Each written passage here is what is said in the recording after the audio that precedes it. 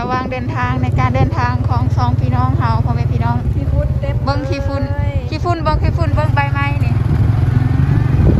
จัดตามคำขอ FC เพื่อ FC สองพี่น้องทำได้หมดแหละนี่ป้าปลายทางไปแล้วแกงลีนแกงอารมณ์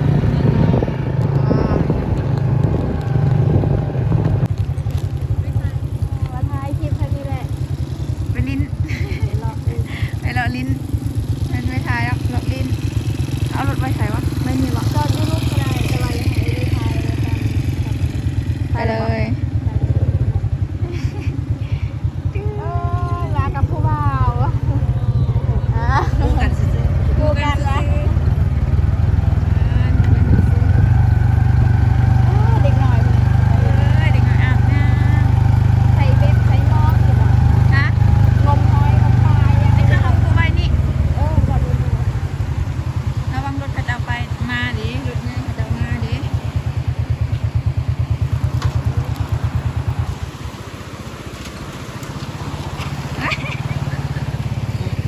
นี่ผู้สาวท้ายผู้สาวเลยท้ายผู้บ่าว มันจอดบ่ได้อะเอาบ่จอดมันนั่นได้บ่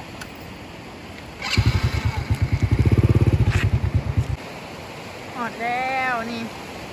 เติมความสวยความงามจนนะบ่มีแห้งแบบ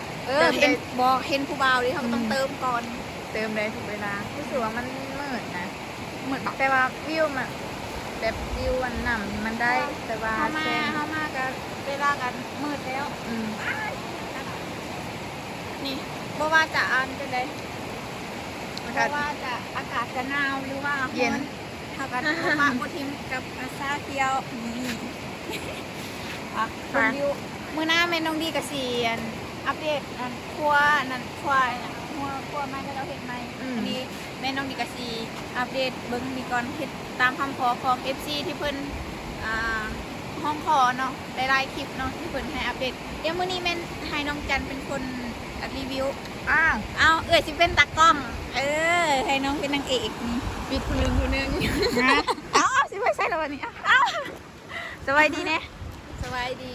นี่ว้ายรถทางในรถเสียงรถ ยังนั่งไปบอก ไปก่อนเลยนี่เบิ้งวิวงามแฮะทางพุ่นก็จะเป็นครัวแต่ว่ายังบ่แล้วจัน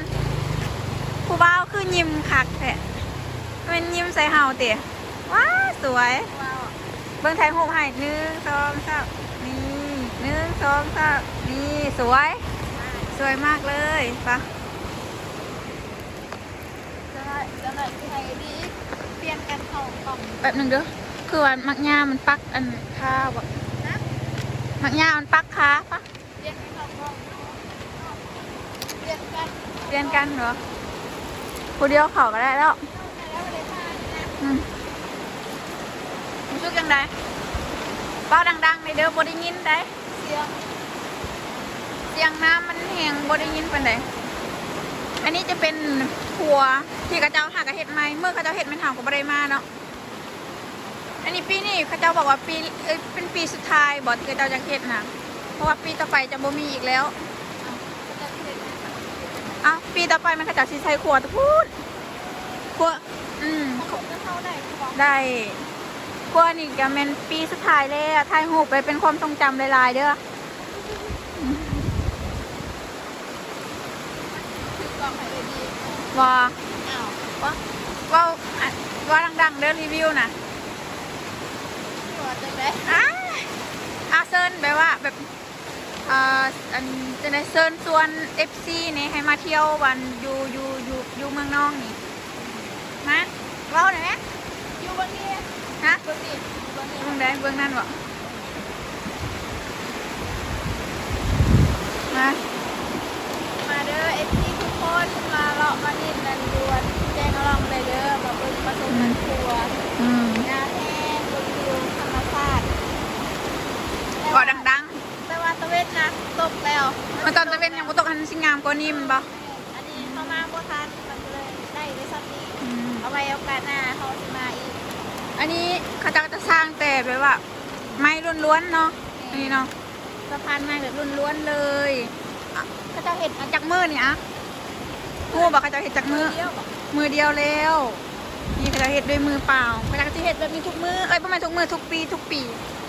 รายการนี่ลงมาลินน้ำอยู่นี่ได้เลยนี่โดดน้ำบ่ เฮ้ยน้ำ อะ บ่ไหว บ่ไว้ ไวประทอดเพื่อนปีใหม่ อืม เขาจะมาเล่นร้ายเล่นน้ำไม่ได้นี่ก็เลยเล่นอยู่ม่วน เซิร์นมาเที่ยวเด้อแต่ละปีมาบ่มาเที่ยวบ่เอาวะมีคนไล่บ่แต่ปกติหันเขาเจ้าจะบ่ได้ค่อยลินอยู่นี่เขาจะไปลินอยู่แกงลินส่วนไล่เนาะ พูดลูกไม่ได้นี่ก็เจ้าลินใช้เครื่องพอก แม่นขายส้มตอกส้มตำมื้อหน้ากินส้มตำป๊าดเพื่อสิฮอดอันในสงกรานต์เนาะอื้อหือ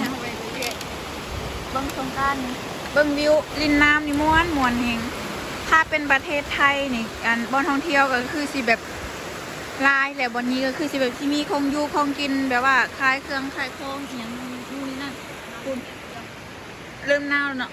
เอาอันนี้อีหยังเขาเจ้าก้างอีหยังอันนี้นะ น้อง มองบ่นี่มันก็เป็นสีดำ เป็น บ่แม่นเท่ามันนั่นเด้เท่าคือเท่าอีกอย่างนึงเท่ามันนะโหเขาเจะหากินชาวบ้านเพิ่นทำมาหากินพ่อแม่พี่น้องทางพุ่นก็จะอาบน้ำเลยทางพุ่นเรื่องบอก ไปวะล่ะเอ้ยเจานันผู้ว้าว นักวันผู้ว้าวอาบน้ำเตี๋ย บ่แม่นผู้บ่าวเด้นะ อืม ผู้หญิงเด็ก อืม อันนี้สิ่งอยู่ไปนี่กูว่าเครื่องเอาปะ พาดผู้เขาเจะเอาย่างอันนั่นน่ะจันเขาเจะเอาย่างรถเด้เขาเจ้าอันนั้นนะ ฮะ เขาเจ้าเอาย่างรถเด้เขาเจ้าขี่นั่นนะนั่นพูดนะ มีเงาอะไรกันยังรถฮะ ตอนเด็กน้อยนะเคยอยู่ เคยเหรอ อยู่ลองสะนี่ทาอันนั้นไปมองเลยเราก็เค อ่าย ได้เหยียบแล้วเด้อพ่อแม่พี่น้องได้เหยียบอันสะพานใหม่แล้วปีนี้ คือได้เด้ ว่า มันมืดนะ มันมืด มันรู้คอยแจ้ง บ่ค่อยแจ้งปันใดพ่อแม่พี่น้องพรมจันทร์มันคือพรมร่อนค่ะแบบงาม แบบเขาเจ้าร่อนอะแบบร่อนแบบธรรมชาติอะอืม เรื่องคุณบอกที่ก้อนการที่หอได้คุณกัน มันก็นั่นแล้วเนาะ แม่ ใช่ชาเขียวเหมาะกับยามหนาว เรื่องคนหนาวไฟแห้ง หนาวเองคนลุกเบิดประมาณหนาวแต่เพื่อ FC เฮาเฮ็ดได้เฮาไปอันนั้นถ้าให้มี FC ตามเบิ่งภาพบรรยากาศแหล่งท่องเที่ยวของเมืองนองเนาะใครที่อยากมาเที่ยวก็เชิญเที่ยวมาได้เด้อก็คือบ่อนท่องเที่ยวหันงามแฮงงามแต่ว่างามแบบว่าสงกรานต์อหย่างเนาะมันสิแฮงกว่านี้หน่อยนึงเนาะมันสิมีบ่อนนั่งขนาดแถวนี้เนาะ แม่ มันสิม่วนกว่าสิเบิ่งก่อนเขาจะเอาไปอาบน้ำบ่ฮู้ว่าสิเห็นเขาจะเอาอาบน้ำบ่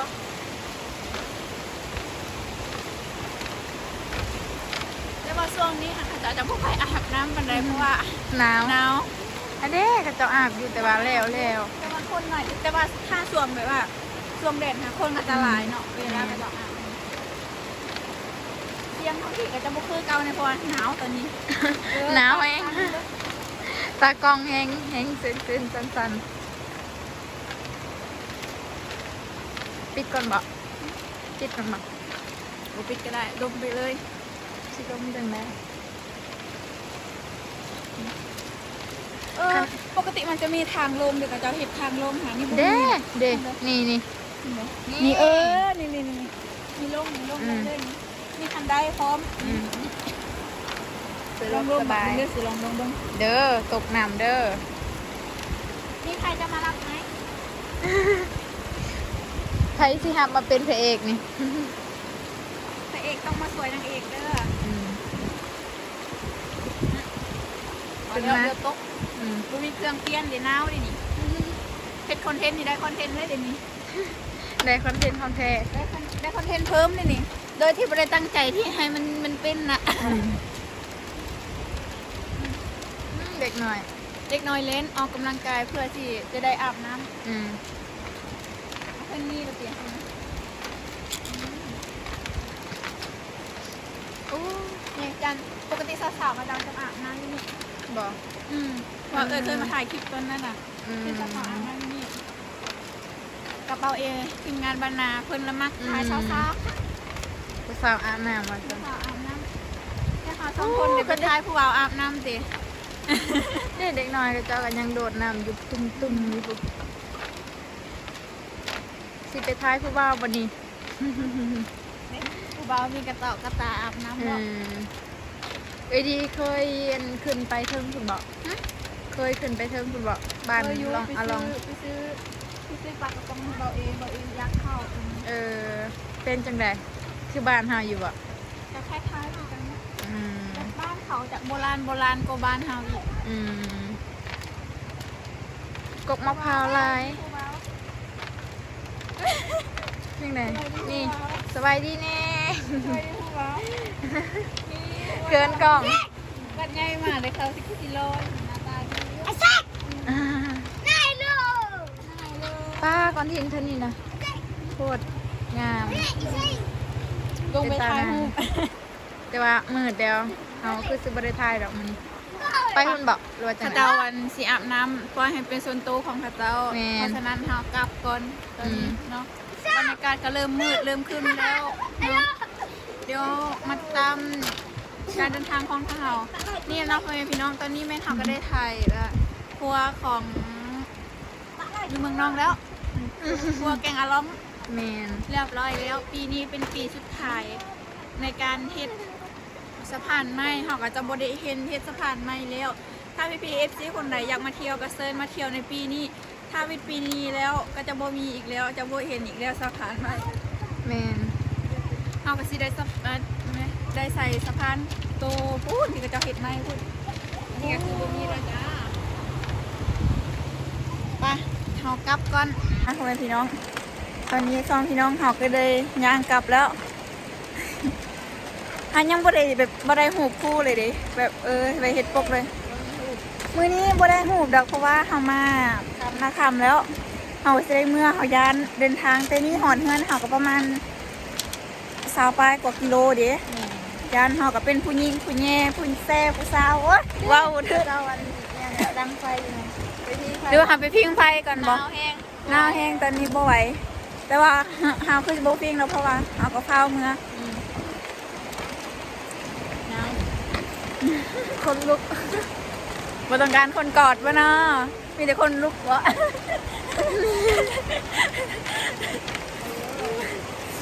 กดได้บ่ยางอยู่นี่มีคนเอาเสื้อให้สิดีเนาะ ซื้อเสื้อให้เจอ น้ำมันเหี่ยฟันมันเหี่ย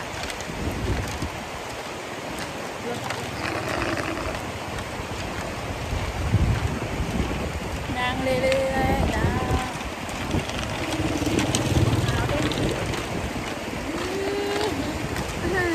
หนาวแห้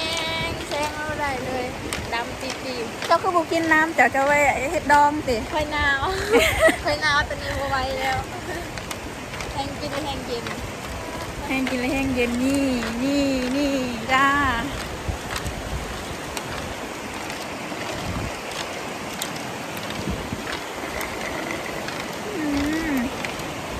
เฮ็ดคือบ่มีมารยาทเฮ็ดคือ คือมีเสียงห้องเพลงเซละน้องดูว่าเฮามาเที่ยวเซละน้องเซละน้องใส่เห็นป้าเลยลงเห็นป้าขะยองอยู่มีอยู่พี่เขาเจ้ากันเขาเจ้าก็ซ่อนปลาขะยองอยู่บ่วะเคยเห็นปลาขะยองบ่เนาะพี่น้องใครเคยเห็นในปีนี้ถ้ามันมีน้องดิสิทายให้เบิ่งเด้อปลาขะยองว่ามันเป็นจังไดตอนนี้เฮาสองคนก็สิขอโตวลากันไปก่อนเด้อพอกันคลิปหน้าตอนนี้หอดรถเฮาแล้วค่ะก็สิได้เมื่อสิได้เดินทางแล้วขอขอบใจที่พี่ FC ที่ติดตามคลิปแต่ต้นจนจบเนาะจนหอดตอนนี้ฝากกดไลค์กดแชร์เพื่อเป็นกำลังใจในเด้อสำหรับคลิปนี้บ๊ายบายเนี่ยโอ้ยแล้ว